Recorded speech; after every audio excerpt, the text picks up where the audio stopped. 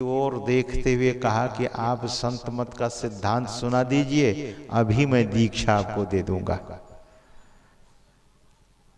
जानते तो थे नहीं जो परम तत्व आदि अंत रहित असीम अजन्मा जो हम आप पाठ करते हैं। तो बोले हुजूर मुझे याद नहीं है, मैं याद कर लेता हूं। बोले याद कर लीजिए, जिस दिन याद करके सुना दीजिएगा उस दिन आपको मैं दीक्षा दे दूंगा। याद करके चले गए सदगुरु महाराज के पास, और जब सदगुरु महाराज के पास जाते थे, निवेदन करते थे, तो सदगुरु महाराज कहते थे सुनाइए आप सिद्धांत। जैसे शुरू करते थे, दो चार पंक्ति जाते जाते लड़खड़ा जाते थे, भूल जाते थे। तो सदगुरु महाराज कहते थे कि जाइए फिर से याद करके आइए। याद करने में फिर समय लगता था, याद करके जाते थे, वहां भूल जाते थे।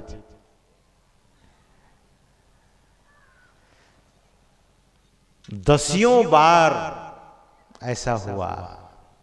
सदगुरु महाराज के चरण में बैठकर बच्चे की तरह बिलखने लगे, बहुत रोने लगे। तब कुछ शिष्य लोग थे गुरु महाराज के समीप, उन लोगों ने प्रार्थना की, बहुत बार ये सज्जन आए हैं, अब कृपा कर दिया जाए।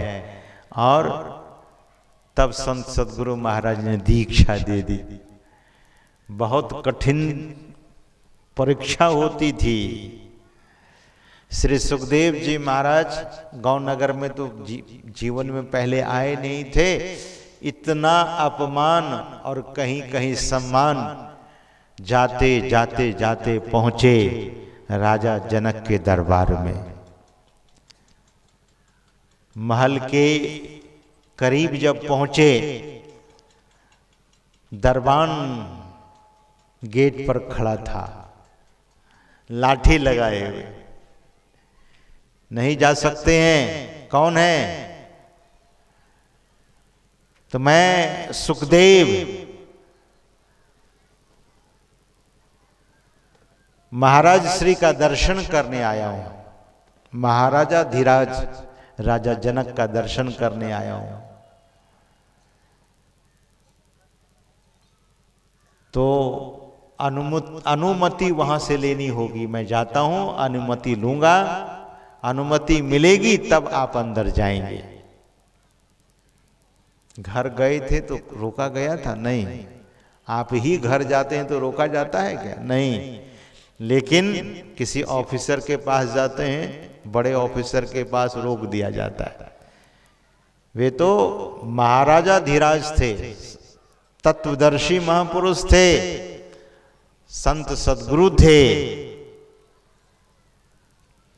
राजा जनक से निवेदन किया गया कि एक अवधूत आया है आपका दर्शन पाने के लिए। राजा जनक ने कहा कि कहो, जब तक मेरी आज्ञा नहीं होगी तब तक वो खड़े रहें। अगर हमसे मिलना है तो वो प्रतीक्षा करें,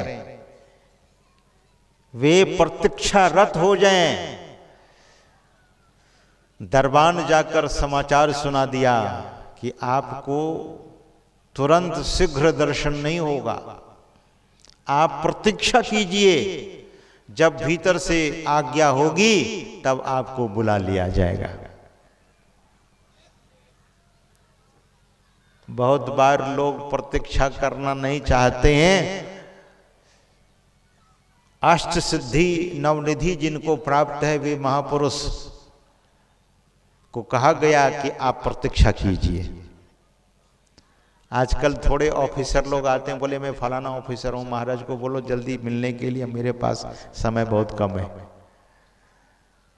सज्जनों, श्री सुखदेव जी महाराज प्रतीक्षारत हो गए, प्रतीक्षा करने लगे, देखते हैं कब आज्ञा होगी।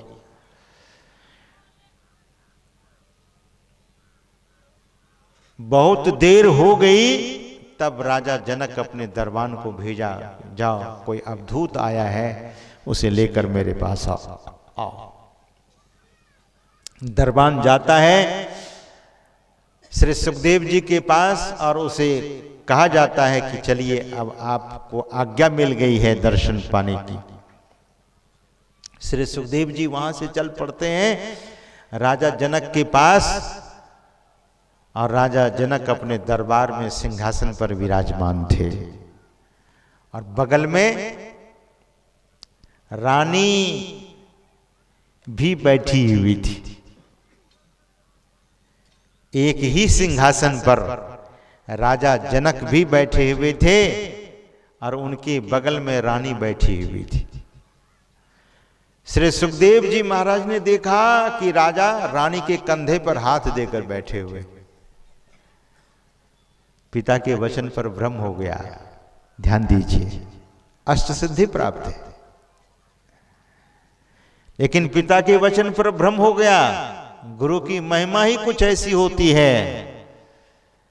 अब यहां श्री सुखदेव जी महाराज नहीं जान पाए और श्री सुखदेव जी महाराज सोचने लगे कि ये तो महाविषयी आदमी है, अपनी पत्नी के कंधे पर हाथ देकर बैठे हैं दिन में, और इनको मैं कैसे गुरु बनाऊंगा। इस दृश्य को देखकर श्री सुखदेव जी महाराज को भ्रम होता है और तब नजर नीचे करते हैं तो नीचे अग्निकुंड था। राजा जनक का एक पैर अग्निकुंड में और दूसरा हाथ पत्नी के कंधे पर। श्री सुखदेव जी महाराज ने इस दृश्य को देखा, तब नतमस्तक हो गए, सिर झुका दिए। जिनका एक पैर अग्निकुंड में पड़ा हुआ है, दूसरा हाथ पत्नी के कंधे पर, नतमस्तक हो जाते हैं, अपना सिर झुका देते हैं। सिर ही नहीं, दंडवत प्रणाम करने लगे श्री सुखदेव जी महाराज। और जैसे ही सिर उठाकर फिर दर्शन करना चाहे, दर्शन कर रहे थे तो वहां न कोई अग्निकुंड था न रानी थी। राजा बिल्कुल अपने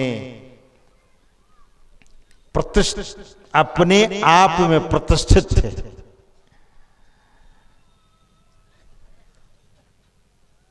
राजा जनक श्री सुखदेव जी से पूछते हैं, कहिए किस हेतु आना हुआ। तो निवेदन करते हैं, महाराज आपने बहुत कड़ी परीक्षा ली, लेकिन शिष्य तो हमेशा हारता है। शिष्य मैं तो हार करके आया हूं, अब अपने चरण में जगह दीजिए और अपना दास बना लीजिए। श्री सुखदेव जी महाराज कि विनीत वचन को सुनकर राजा जनक को से अपना लेते हैं, गले से लगा लेते हैं और श्री सुखदेव जी महाराज को वही तत्व ज्ञान का दर्शन करा देते हैं, तत्व ज्ञान प्रदान करते हैं।